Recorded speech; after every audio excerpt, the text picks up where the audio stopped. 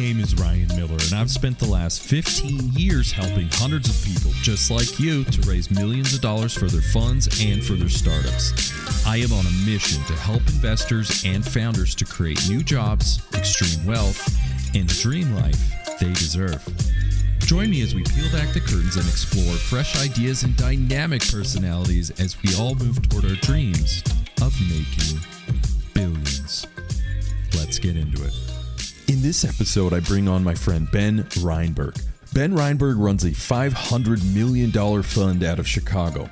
Join Ben and I as he gives our listeners an inside track on what is required to get your first startup, investment, or project off the ground. You don't want to miss it. Plus, Ben gives us his secret sauce in how to not only deal with banks, investors, and lawyers, but how to use them to find and close so many deals that you too could be building a $500 million real estate empire faster than ever before.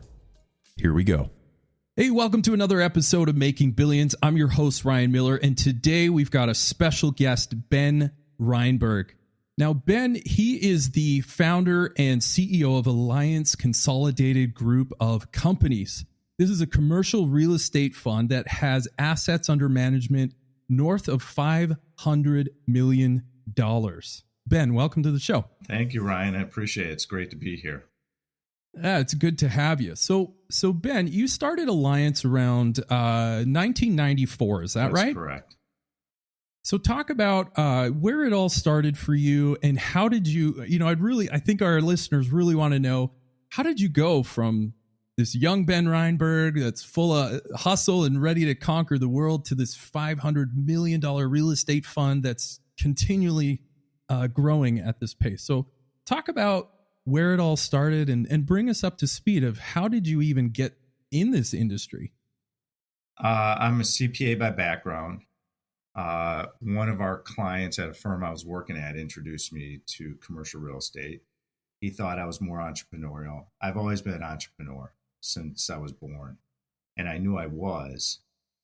And I was looking for a way to start a business. And at that time, the internet wasn't prevalent. There weren't a lot of resources to figure out how to start a business. And this gentleman helped me. So what I did was I found my first deal.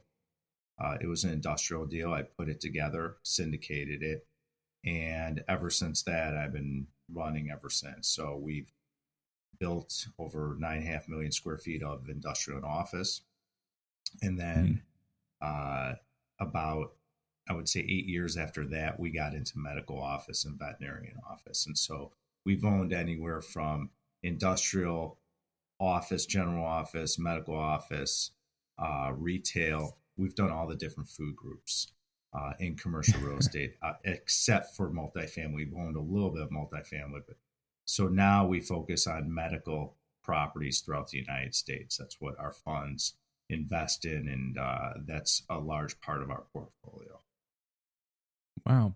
So out of all of those different flavors of real estate, what made you decide to pick that particular blend of assets? Well, in Chicago has a big industrial market and office market, and that's where I'm from. That's where I was born and raised. Mm-hmm. And that's where I started my career. When I was younger, it was a local / regional business. You would invest in the Midwest when you lived in the Midwest. And then years down the road, it became a national and then a global business.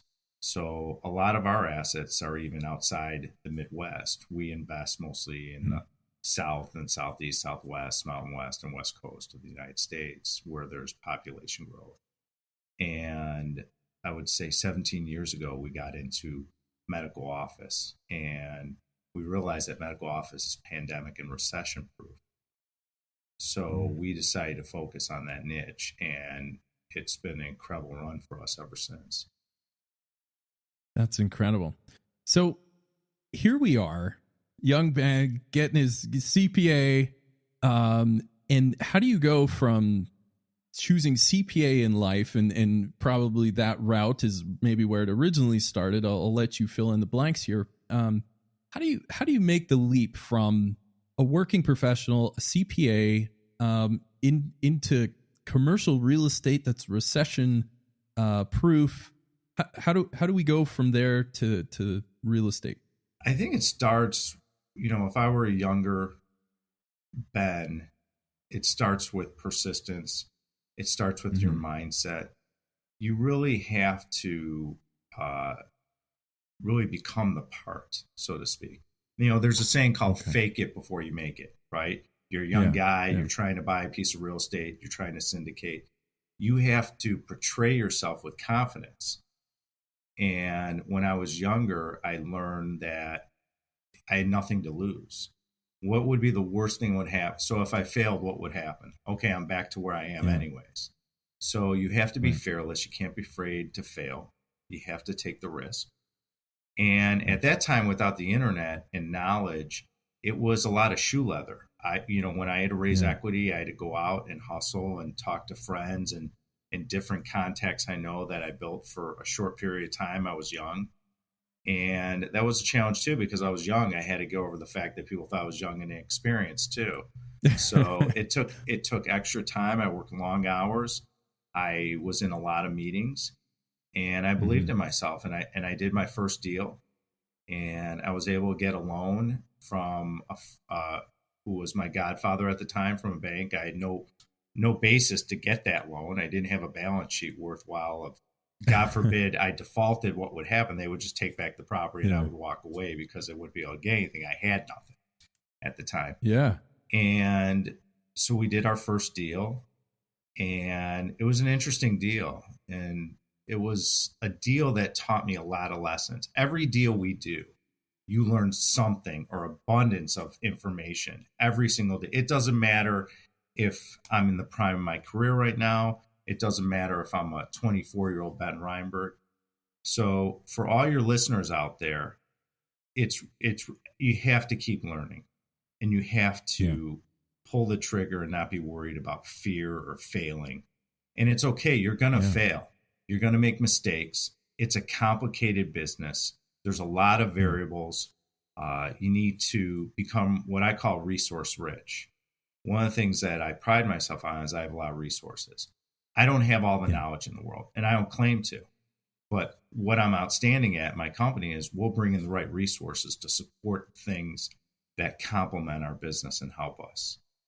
And when I was younger, I was able to figure that out. So I was able to close a deal, this first deal. It was an industrial deal. It was a 2-tenant industrial deal.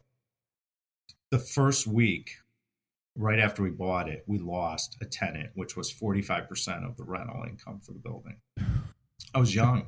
I signed with recourse on the loan. So if you want to talk about being thrown in the water, in the deep water, and trying to figure out how to get out, you had to do that. And that's why I do. Yeah. And that experience, what we ended up doing was it became a 3-tenant building. We sold it for like a 3x, 4x multiple at the time, which was a huge return. And that kind of launched me. And it made me become the person that I am today. And I'm still that same person that started when I was 24. I still work hard. I hustle. I don't forget the day I started. And I'm very grateful. And I'm grateful for the resources, my employees that we have at Alliance. I'm grateful for all our investors. And that carries through today to our business. And it carries through how we manage and between treating the people we do business with and our resources and employees and everyone around the country that works for us. It kind of just carries down the river simultaneously. So I would say to anyone in your audience that, just get started and don't worry about whether you can do something or not. You'll find the resources. And I can tell you something is that, and I don't care what anyone says out there, if you find the right deal, you'll find the capital and you'll fill your capital stack. That could be debt or equity, or if you're raising all equity for a deal. And once you do your first deal, you'll basically break that ceiling of like, okay, I can do this. I know how it works. I know some of the nuances. And I've done hundreds of deals in my career. And every deal, you get better and better. You say, okay, I learned from that. What I learned from that. Okay, well, I'm not going to do that. Or we did that really well. Let's incorporate that going forward. It happens every week. Every time we're doing something pops up. And this business that I've learned, And because I have a lot of investors from around the country, investors that have made hundreds of millions of dollars, and some of them made it quickly, either through trading, on the Mercantile Exchange or Board of Trade in Chicago, selling their businesses. And our business is a lot different. It's what I call a marathon business. And for the folks out there that are listening, if you understand it's a marathon business, you're always building blocks over time. And if you treat it like a marathon business, you will be wildly successful. Because what wraps around that thought process is persistence, focus, caring about people, treating people right, having integrity, being transparent, being consistent, and working on yourself to become the expert that you need to be in the focus you're at. And find a niche and focus on it. And we decided to focus on medical office, which at a time when we started, people thought we were crazy, because in the United States, they didn't know what the laws were going to be like. Is Medicaid, Medicare going to be around? What's health insurance going to be like in the United States? So there was a lot of questions, a lot of uncertainty about healthcare. But we always felt, and I live by this saying, the human body is never going out of style, and it never will. And if you think about that one little nugget that I just said, think about what comes out of it. Well, stability in your tenants, they build roots there. Their patients, which are all of us, go to the doctor, keep coming back. And so it's pandemic and recession proof, and I love it. And that's my niche. And my employees have become experts at it, and we have, and we're a leader in the business, and we've been very fortunate. And so I didn't get there. I didn't get here overnight. It's a process. It's a marathon business. It's showing up. Okay. It's having integrity. It's working hard. And at the time I was younger, it was all shoe leather. It was mailing, FedEx, not sending a PDF like it is. So now it's real advantageous. I would love to be a 24-year-old guy now in the business. And it's because I think I would accelerate the deals I could do. I could buy in different markets that I wasn't able to when I was younger. So there's some real advantages, and it's exciting. You can raise equity online if you do it right. Some of the things we're doing now. So there's real advantages to being young, and especially with social media and the internet, there's a lot of knowledge that you can obtain out there if you spend the time and do it. So that's awesome, and thank you for explaining that. Gosh, that's a deep well. There's a lot of stuff we can go with that. Now, one of the things that I'm wondering, and maybe many of our listeners are as well, is you've been doing this since you're 24. So you've been doing it for a few years now, we'll say. And from your experience, now looking at, let's dive deeper, because you've done hundreds of deals, you said, and you've had partners, limited partners, investors who've made hundreds of millions of dollars. And so from your experience, maybe talk about when you're piecing a deal together. Let's bring our listeners to actually doing a deal. There's a lot of money on the line, a lot of opportunity, and maybe a lot of fun. Sometimes, dare I say, a deal can be fun. But in your experience, Ben, what are some of the reasons that would make a real estate deal fall apart? So what are some of those things that you said you made a lot of mistakes and now you're a lot wiser because of it? Looking back to your 24-year-old self and up to today, what were some of those things that you wish you knew that would probably help our listeners understand when doing a deal, this is probably the stuff you should avoid or you should double down on?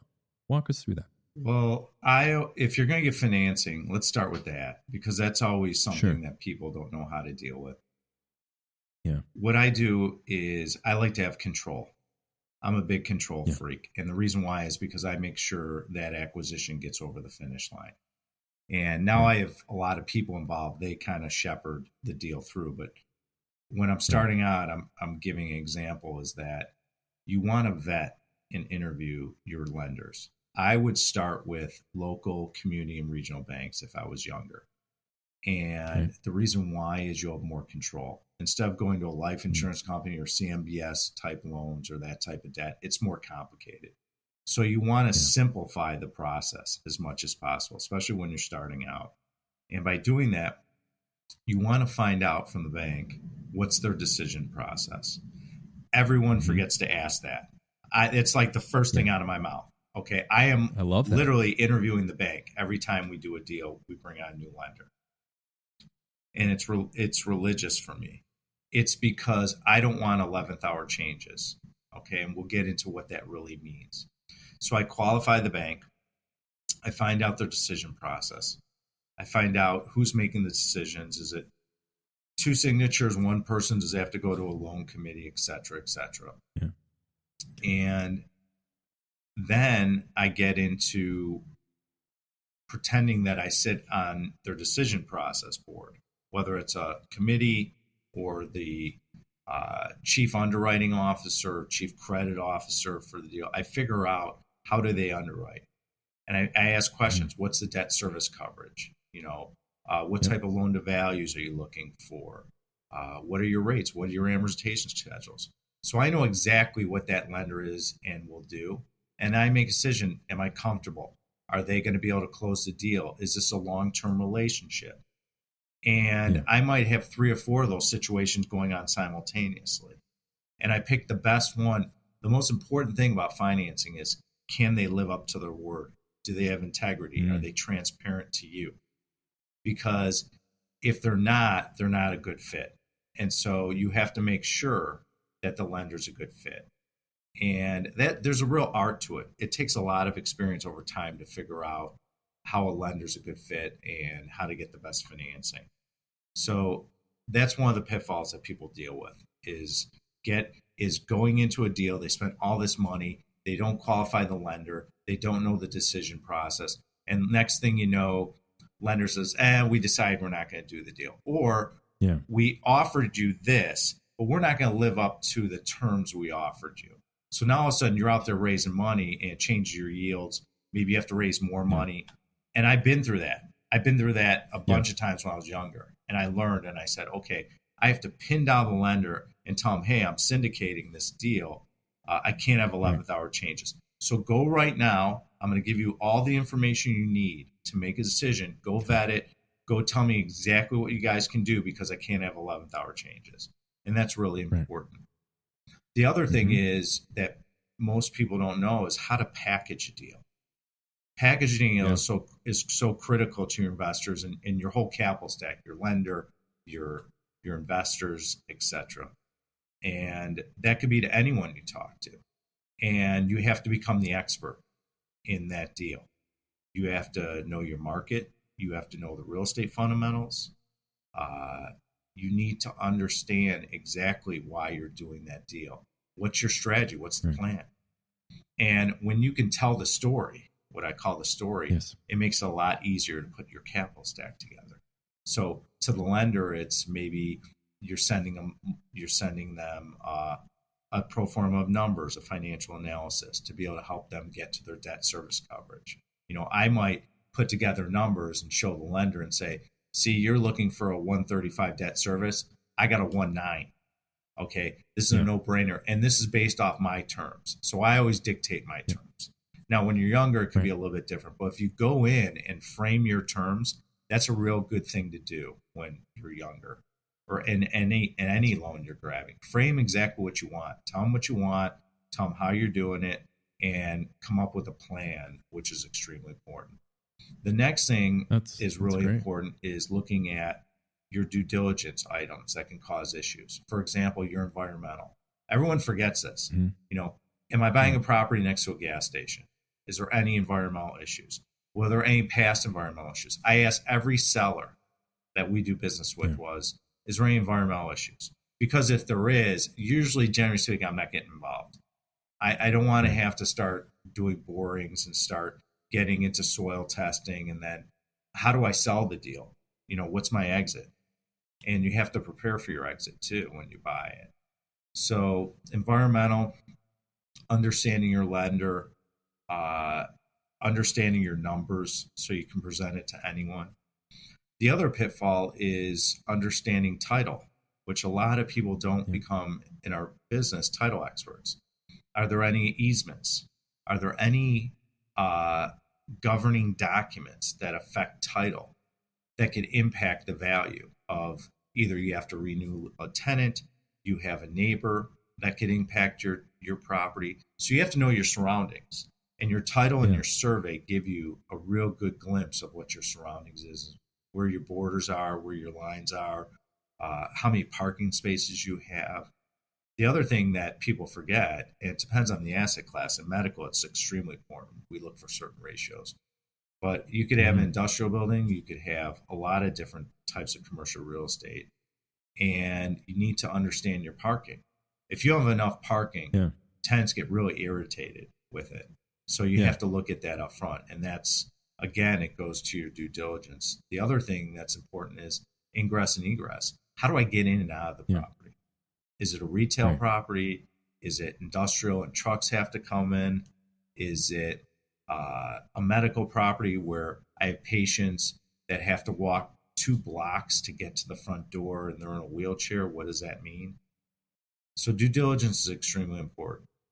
The other pitfall is reading the documents and making sure you have all the documents before you acquire a property, whether it's all your amendments, is there any clauses in the leases that can impact the value? So all these things are developed over time that you learn from. And that's why in my business, they call it a marathon business. So I'll give you an example, which is interesting, and your listeners can take this with you. I think it was priceless when someone told me. You start your career, your first third on your back. Your second third, you're on your feet, okay? And then the last third, you're on your stomach. So right now I'm on my stomach. But I was on my back, I was on my feet, and finally I'm on my stomach. I'm in the prime of my career. And I would agree. It's just every deal you're going to learn. And if you at least hit the basics, and if you could bring in resources to help you understand how to deal with the pitfalls, whether it be accountants, engineers, property condition assessment engineers, you name it, environmental surveyors, the more you put into an investment and really doing the homework and due diligence, it really helps make it an extremely profitable and secure, low risk investment. It's what you put in is what you're going to get out. It's why we manage the heck out of our properties, because we want to know everything going on. We want to know how our tenants are doing. We want to know what issues are out there. We want to know, are there any changes in the government? The other pitfall, and now that we're talking about this, I could wrap this up because I can get into a lineage of things. Is I'm sure there's a lot. Tons of there's wisdom. A lot. But another nugget that your listeners can take with you is go meet with the city that the property's in. Everyone forgets to do this because the city planner or the guys who run the real estate department or whoever, it could be anyone there. They have knowledge that you'll never get. They know history of the property. They know issues that have come up. They're like, oh, your tenant, they're looking at building a facility. You might find out in due diligence and say, all right, well, I'm not paying for this property we're here because the tenant's leaving. It's increasing my risk. I got to pay less. Or I'm getting a loan and I'm going to have a problem. I'm not going to be able to fulfill my covenants on my loan. So at the end of the day, that's a real good exercise, is to speak to the city, ask them questions, build rapport. And when you go into the city, you want to act and be grateful and let them know that you're there to help the community, to add value. That's a really key phrase that people can take with. So those are a few of the nuggets. There's a lot, but there's a lot of things you can use. There's so many. Yeah, there's a lot. There are a lot out there. And I can tell you that for me, it's become osmosis to know what to do and act, but it takes time. It's just, it's experience. And it's okay if you don't know anything. You just have to get started. That's the key. Yeah. So thank you for that. I mean, my goodness, there's a lot we could unpack there.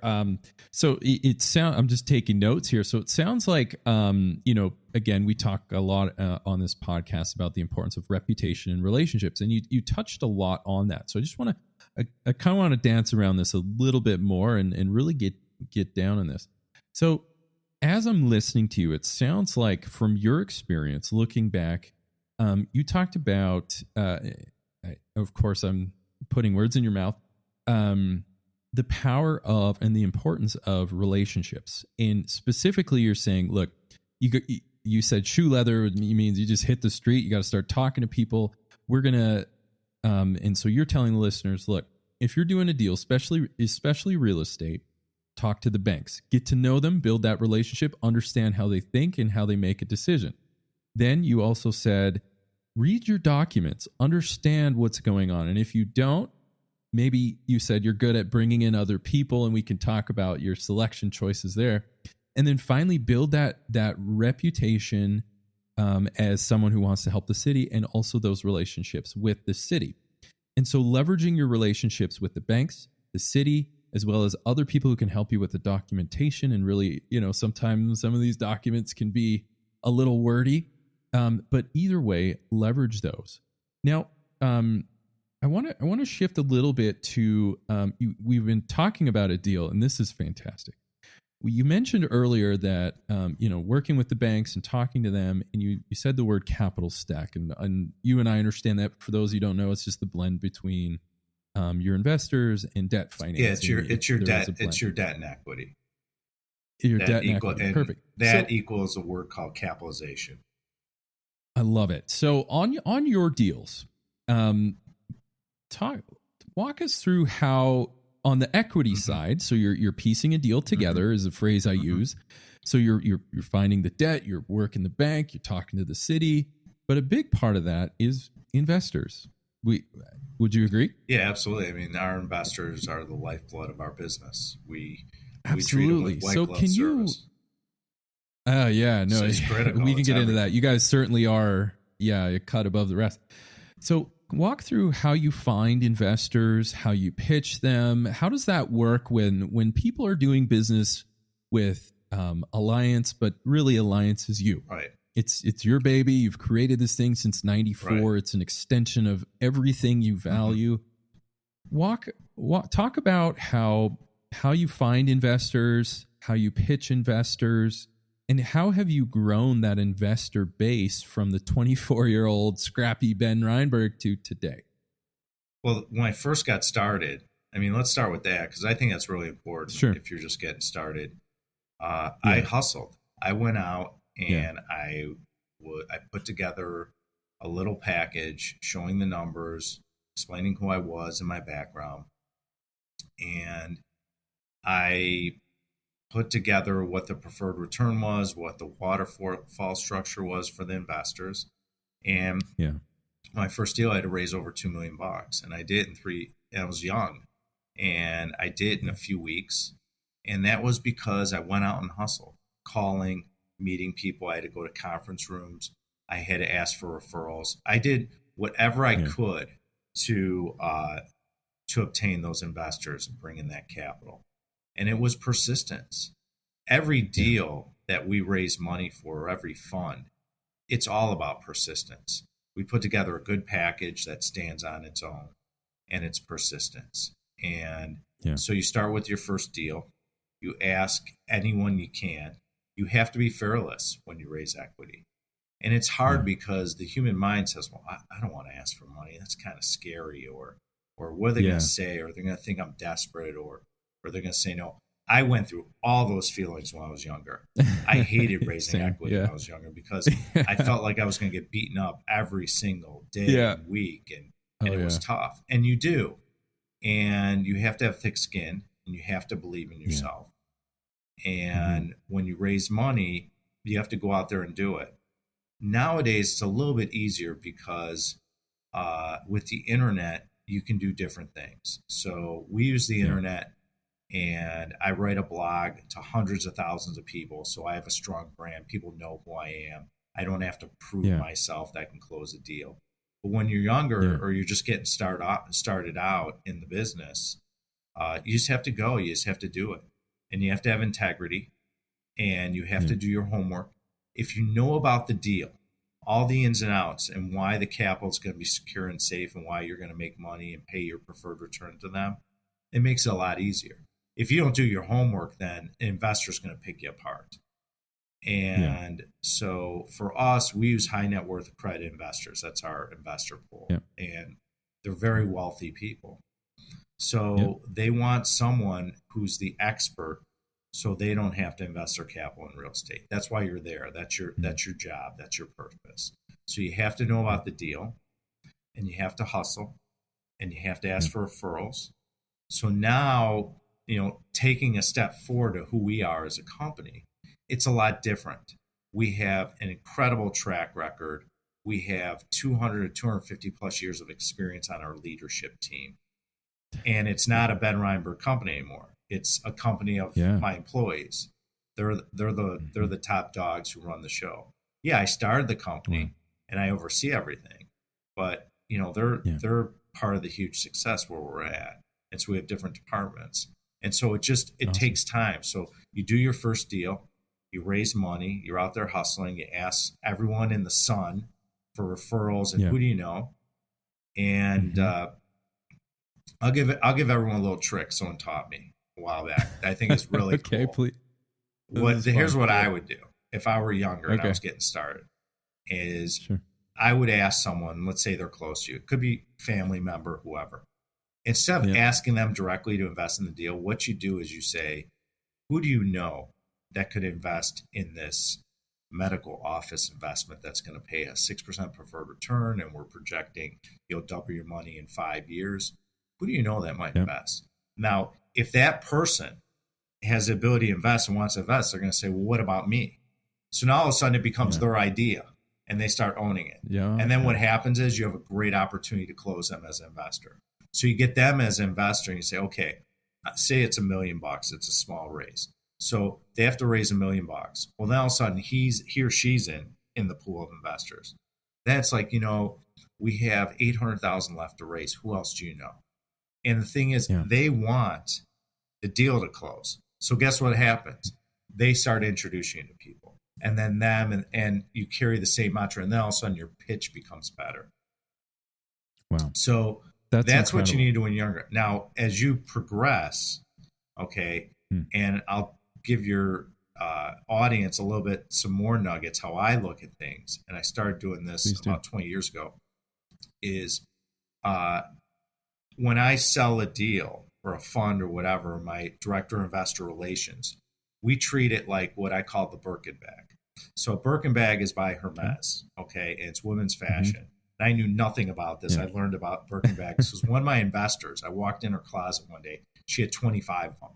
They're about 50, 60 grand a piece, So I was blown away.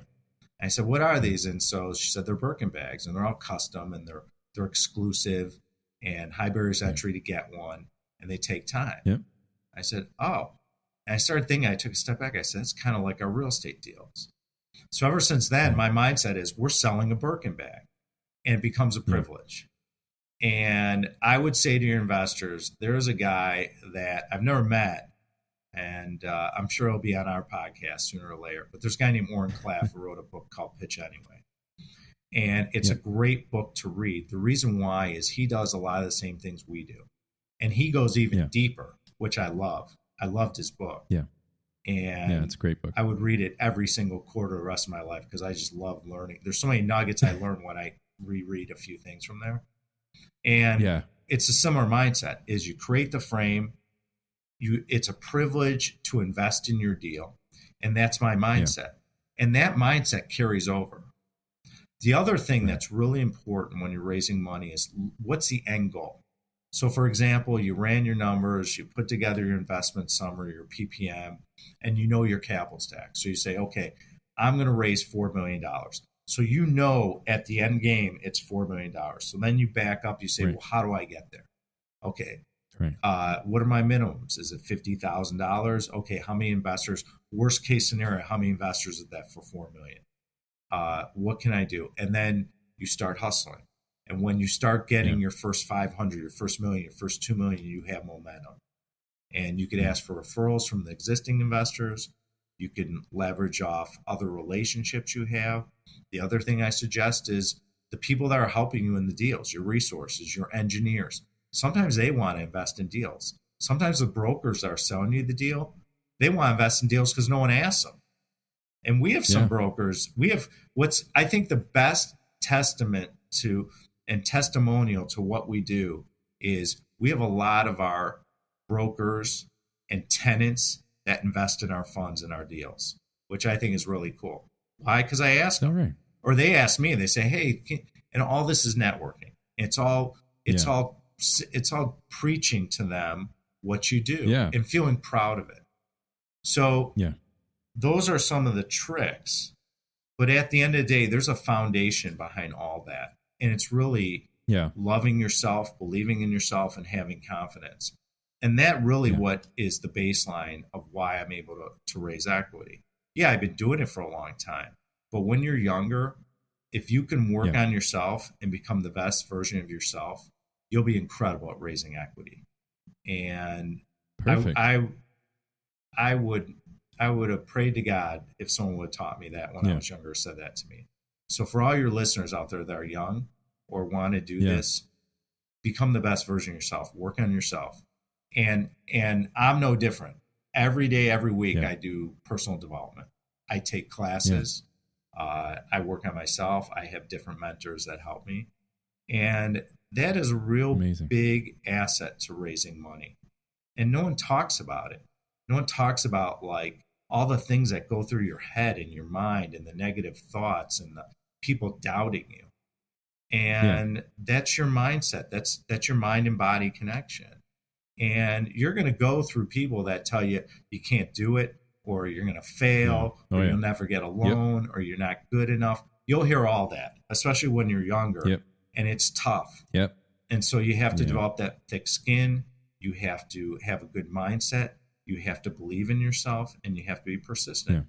And that's really the foundation of raising equity and doing deals in our business. It's the same thing.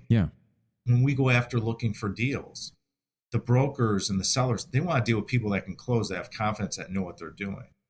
And that has to deal with how me and my staff, how we deal with others out there in the public. And you have to work on yourself. You have to be the best version. And that's what I would tell so, one of the things someone asked me the other day, and I think I told you this before, is that I'm 52 years old. What would a 52-year-old Ben Reinberg tell his 25-year-old self? And it was a great question. And I loved it because it helped me reflect. And I was like, wow, I really had to think about it for a second. Like, there was a lot of answers I wanted to give, but I'm like, okay, what? And I would tell myself, personal development, work on yourself. If I knew that when I was younger, oh my God, I couldn't even imagine where my career would be, and how much impact I would make. And so that's really important. The other thing I think is really important when you're raising equity, and someone told me this years ago, and I never forgot it. They said, be interested, not interesting. And, can you explain that a little bit? It really means to take time to give a shit about people. That's really the bottom line. That's what it means. And a lot of my investors know who I am. They know I have 3 kids. They know my experience and everything else. But at the end of the day, like, they might not even know that I work out with a trainer all the time every week. They might not know all the traveling I do. And the reason behind that is because I don't lead with me. I lead with them. Tell me what's going on. What's your situation right now? How are your kids doing? How was the baseball game you just coached? How's your wife doing? I heard she wasn't feeling well. Or hey, you used to trade bonds. Can you tell me something about how did it work? And I really dig into that, and they start talking about themselves. And everyone loves to talk about themselves. So I figured I'm going to flip the switch. I'm going to let them talk about themselves. And guess what ends up happening? I build rapport. So I end up building rapport with them. And guess what? They end up investing. And once they invest and they come into an alliance deal, they don't leave. And they give referrals. And so just a little thing to take time to care about people goes a long way. And if you take a selfish attitude in our business, and especially raising equity, you'll lose. You will absolutely lose. I teach this all the time to people, and they come back and they thank me and they say, thank you. Because what's happening is someone's talking and you're not listening to them, and you're not giving a shit about them. And when you and that energy comes off. It just does. And I found that if you take time to care about people and you listen and you can even reflect it back to them, what you heard, that's how you build rapport. And when you build rapport, it becomes really easy. The other thing is work on your communication. Understand, how does the other person communicate? Do they like to feel what you're talking about? Do they like to see it? Do they like to hear it? Yes. Or do they need to know, like, what's my process? Are they audio, digital? Yeah. Like, what's my process? Yes. So if you understand how the person communicates, you can communicate your pitch in the most effective way. Yeah. So, for example, if you take me, for example, okay, I'm an audio visual guy. I love when people show me, like, on a Zoom call, they'll show me the slides, they'll show me the risk, because I invest outside of real estate. I invest in companies and different things. And so I like someone to frame it for me and show me and say, here's exactly what you're investing. This is when we're going to exit. This is what we're projected. By the way, here's our market. And they're showing me on the screen. The other thing is I'm audio too, so I want to listen to what they're saying. Now, I know other people where even like some of my kids, they look at things differently. They're audio digital. They want to know, like, all right, Dad, where's the start and where are we finishing and what are we doing in between? Okay, great. Well, that's how I'm going to communicate with you. So I learn about everyone's communicating styles I'm dealing with, and that also builds rapport. So building rapport is so critical, and it has to do with taking time to care, listening, understanding how they communicate, and communicating properly with them. And if you do all that, I will assure you, you will have success if you're persistent. And that's incredible. And here's what ends up happening. When you do that, your confidence builds because you're building rapport. And what the most beautiful thing about my business that I love is the people that I meet. Because everyone, including us, we all have like different stories, different experiences, different relationships, different resources. It's amazing. If you're grateful for the people you meet, it's abundance that comes back. It is just, it's like a waterfall. It's amazing. And what I tell my staff, and I want your listeners to hear this because I think it's really important if you're out raising money. Yeah. And I say this to everyone. I say this to people that work for me, and I'm going to say it to everyone that's listening, is that every penny you raise, never forget how difficult it is for that person to earn that penny. And don't forget that concept, because the moment you forget that, you shouldn't be doing that. You shouldn't be raising money or be a fiduciary for their money, because you have to be grateful and appreciate. Think about the person that, spent 30 years and he's investing $100,000 with you, and he's diversified, and he's believing in you, and you want to be grateful and appreciate. And if you take that attitude and that mindset, and that's what you're projecting, guess what? People value that. And the human mind is so interesting, because when you raise money, you're really dealing with human nature. It's a lot of psychology. Everyone can pay you a preferred return. Okay. Yeah. But it's the rapport you build and everything else you do. And what I would encourage your younger folks that are listening, or people that are getting started, is become an expert, become a problem solver. That's why I invest in. When people say to me, well, who do you invest in? Do you invest in other sponsors and other deals and hedge funds? I do all that. And my number one question I ask is, how do you solve problems? Because I'm betting on the horse that could solve a problem. That's what I want. I want to know, because anyone can pay me a quarterly return, right? But I know in life things happen. Things come out of the blue that are unexpected. We have a pandemic. We're in a war. We have a terrorism event. Interest rates spike. You name it, happens. Okay, so just something out of the blue that you would never think of. There's a earthquake or a flood or whatever might impact your deal. So then it's like, well, how do you solve it? How do you solve a vacancy at one of your properties? So I want the person that can solve problems, that's going to grind to protect me, and that person will always win. And that's who we are at Alliance. I mean, we are phenomenal at solving problems. Now, we've been doing this a long time, and we've developed that culture and that art to do that, and that confidence. But over time, build that up, become an expert, read, ask questions, take lots of notes. I'm a big note taker, and I encourage you taking notes. Yeah, as and we I speak, encourage so. your audience, anyone that's younger, okay, whether you work for someone, you have your own business, encourage everyone to write it down. So you can't remember. People are like, oh, well, I'm going to type it. When you write it, handwritten, it becomes sunk in you. And so there's something about my employees laugh at me. I'll have like years and years of yellow notepads, and they're like, "Are you going to get rid of them ever?" And I'm attached to them because I'll start going, "Oh yeah, from 2008, this happened, and this is what we did." Yeah. So I reference it, but I encourage you, if you write things down, okay, you'll learn faster. People appreciate it. People appreciate that you remember what they said. So there's a lot of benefits to doing that, and a lot of people forget to do that. And I think if you always have a notepad or paper, a pen at your hip for whatever reason during your workday, or even outside workday, throw it in your pocket when you have to. Yeah, you just never know. And raising equity is a fluid thing. And another tip I can give your audience is, when you're live in a deal and you're raising equity, don't stop. Yeah, I understand you might have a significant other and kids. I get it. Mm-hmm. I understand. But you have to be focused. And that means you might be raising money over a weekend. You might be at night. Sometimes you have to time it like, okay, I have doctors that are investors. I might have to call them at night. I might have to call them early in the morning. It might be lunch.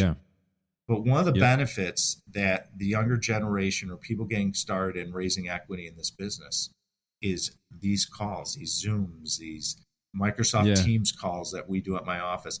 They are so powerful.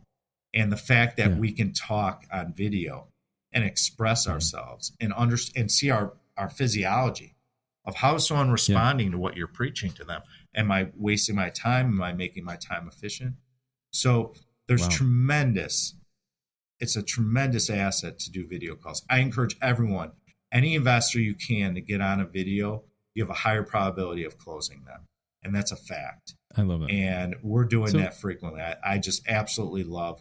That was one, we had video calls before the pandemic, but after the pandemic, it just became more comfortable for people to feel doing standard operating procedure now. So I want to thank you. I mean, my goodness, that is a deep well of knowledge. Oh, I could give you thousands. I mean, but I don't want to overwhelm anyone. I don't, Yeah, we got to have you on a couple. We can get into a lot of deep episodes. dives on a lot of things, but I'm very passionate about what I do in raising money, and I love the ability to teach and help people that are getting started, because I never had that opportunity, and I think it's great if someone can accelerate their learning curve. Yeah. So Ben, I can tell just from listening to you that your heart's in the right place. You're a very compassionate man. You mentioned gratitude. You mentioned, actually caring about the person on the other side, meaning the investor you're pitching.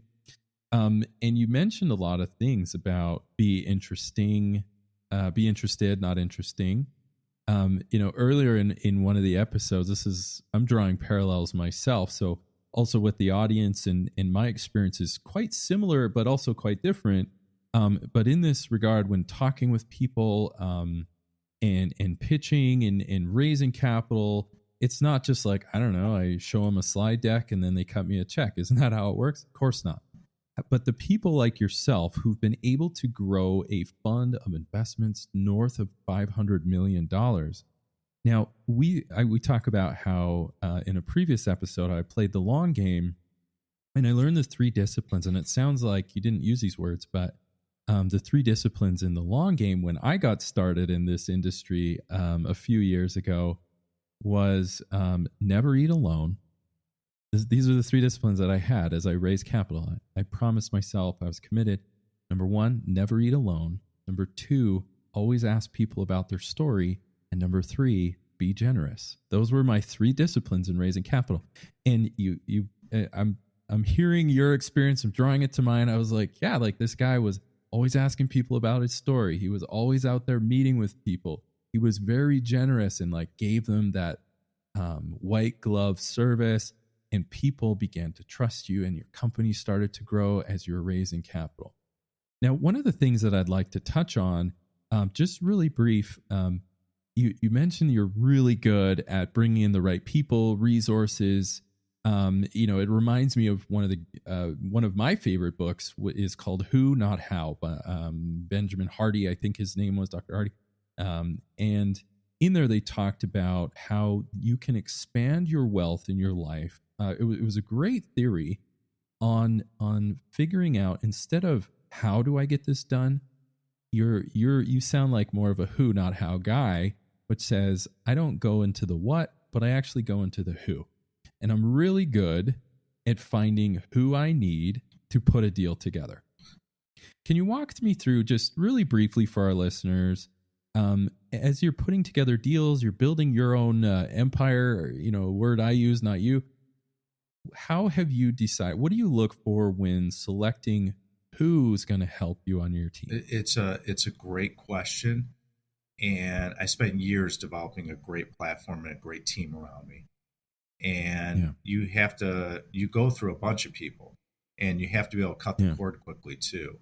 And that's a tough thing to do for people, is to say next. You know what? This resource isn't working out next. That could be an attorney. That could be accountants. That could be anyone you do business with, brokers, selling a property, what have you. So the first thing I do is I ask the what. I say, what am I trying to accomplish here? Specific deal, fund. What am I trying to accomplish? Then I back up and I say, well, who can help me accomplish the what? So years ago, what I did was, when I was smaller and born and raised in Chicago, I knew the downtown law firms were going to be more expensive than lawyers in the suburbs. So I said, okay, well, let me find different attorneys to work. And I had to learn that. I didn't know that. I had a downtown firm. They were expensive. I saw the bill and I said, man, this is really killing the capital stack.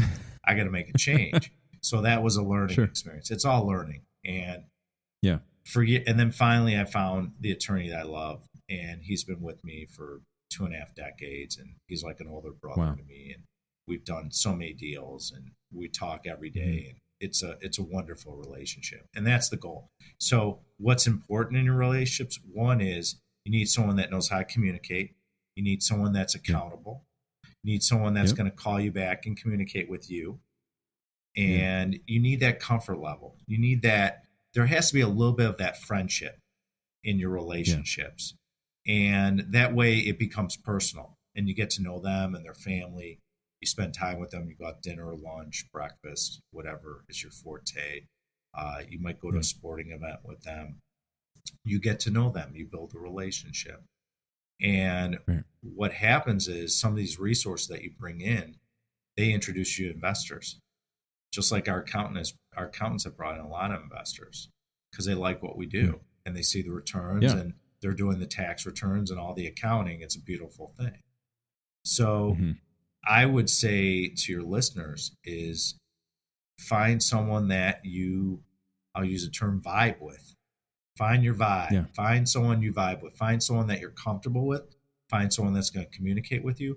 Find someone that's going to teach you if you don't know, and respect that, hey, I'm at this point in my career, I'm getting here, and I need some help.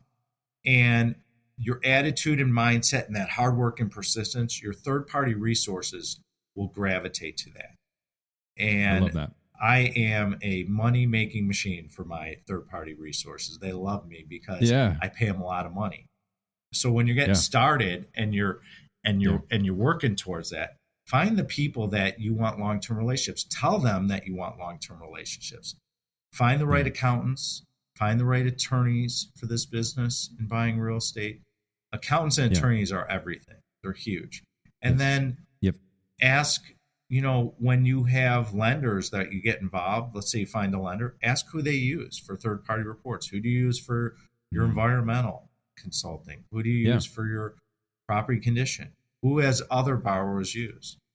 Ask other people in the business, or here's a secret I'll give out. Okay, I've never given this out in public, but I'm going to give it out on your show. Okay, so everyone listen up closely. Buckle up. Here we go. Find real estate attorneys. In my business, commercial real estate attorneys. And Yeah. I ask them, who's out there lending? That's how you find lenders. Who's out there financing? And sometimes I even run into a lot of lenders, what we call lender legals, where these attorneys are writing the loan docs for these banks, and you find who they are. And then you find out, well, who else do you represent?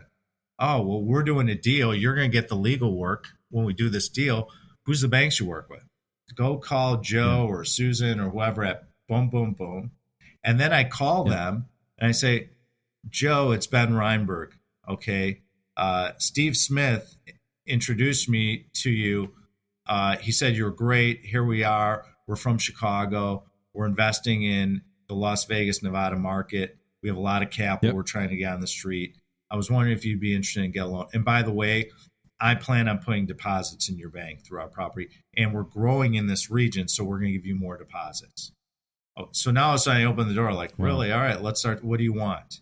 And then all of a sudden I get, now let's roll back. Remember what I said earlier? I start framing, I start interviewing, and it all leads to that. So if you want good lenders, talk to the attorneys that are in commercial real estate. Okay. They know. Secret sauce. That is a secret. Right. By the way, I'm not going to charge anyone for that. But if you become wealthy and famous, just say, look, this guy, Ben Reinberg, I heard on a podcast is just spectacular. And no, I'm just kidding. I don't care. I want to help you. You accept tips. But that's something, if you're trying to understand, like, how do I finance a deal? That is, to me, the juice that not a lot of people squeeze. No one picks. And I would pick up the phone. I would go on Google. I would start Googling. If I was buying a deal, say in Austin, Texas, I'd Google and say, who are the attorneys? Then I'd look at their website. This is why the internet's so great. I'd look at a website and say, oh, these guys look like they have a big commercial real estate department. I'd start calling the partners. And I'd be like, hey, Bridget, it's Ben Reinberg. I see you do a lot of deals. I was really impressed. I'm getting this market. I might need some legal help and might be able to hire you or use you for your property tax mitigation or whatever might be the case. Could you help me? When you lay yourself on the table and you're vulnerable and you need help, people will help you. That's another secret someone taught me too, I can offer to them, is that you don't have to know everything. And there's no shame in telling people you don't know something. So if you have an issue or a challenge or don't know how to do something, when you lay it on the table, we used to have a conference room. So I always say the conference room table. When you lay it on the conference room table, someone will pick it up and help you. That's how the mind works. That's human nature. And that's why when you're vulnerable and you're interested and not interesting, all these things tie together. And that's why I reflect back and I say, work on yourself. Because when you work on yourself, all this stuff becomes natural and you actually start doing it. And so that really helps you raise money and put together your capital stack. We just talked about equity. We just talked about debt and how to find lenders. Well, there you go. There's your answer. I mean, and if any of your listeners out there are superstars, I'd love to hear from them because I love helping people and I love to hear how they do it. And I can learn from them. Yeah. And I think it's it's cool to raise equity. I'm jealous. I wish I was 24 again with all the resources out there with the world and all the people and how knowledgeable they are in sharing. So. So we'll include, it's up to you, some way if you wanted to hear from people, maybe we can include either your LinkedIn profile in the description below, just help people to reach out to you as well. So one final question I have for you, and I've asked this before, if you couldn't leave any of your money to your kids, but you can only leave the advice on how to make it, and how to achieve whatever it is you've achieved, what advice would you give to your loved ones in place of your money when you die? Well, let's just make a claim. I'm not giving any of my money to my kids. I'm just kidding. Okay. I'm just kidding. No, I would tell my kids or anyone that become the best version of yourself. Become the expert in whatever you want to do. The other thing is live in your highest values. Find out who you are. Okay, so for me, if anyone knows me, I love business. I'm a health nut. I work out and I eat healthy. I take care of my body. I believe it has a tremendous benefit and impact on my success. And and my other thing is personal development. I work on myself. That's me. Some people are family people and spiritual and have all different types of values. Find what your highest values are and live in them every day. That's what I would tell my kids. And I'll also tell them to become expert in whatever they're passionate about. And don't be afraid to fail. Don't be afraid to try something. If you fail, there's no shame in failing. Because most people don't want to try something.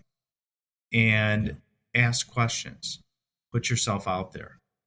And that's what I would tell my kids. That's what I would tell anyone that wants to do this or get started in business or become successful or grow as a person. And those are just, there's so many things, but working on yourself and becoming an expert is just a tremendous, the thing is, someone said to me, he's like, well, you can do a lot of deals and everything. I said, but when you have the knowledge and you're an expert, money just comes to you. You become that money magnet. Yeah. And it's your reputation. There's no question. People know you as a pro. And you have to, if you're going to go work for someone, and I tell this to my kids, is you want to be grateful for what you have and have gratitude. And you want to be the first one to show up, the last one to leave, put in effort. You don't have to be the most knowledgeable. What employers like me, okay, and I've been an employer for a long, long time, is I love people where I can turn my back and they're gold. And so how do you become that person? Because you're dependable, you care, you're interested, not interested. Integrity. You have integrity. I mean, there's a lot of foundation of that. And that has to stem a lot from personal development. And so I would tell my kids, work on yourselves, be the best version you can, become the expert you're in, and you will have tremendous success. And that to me is the key to success and what it really means. Well, that is certainly, there are so many golden nuggets that we can unpack. I'm going to be listening to this podcast multiple times just for my own benefit. You've been so wonderful to share. You've been very generous. And, so to our audience, as we wrap things up with Ben Reinberg, you focus on your health, live by values, be values driven, become an expert at something, have no fear in failing, ask questions, and put yourself out there in your pursuit of making billions. Well, that's enough for me, everybody. Thank you so much, Ben Reinberg. We look forward to bringing you on again in the future.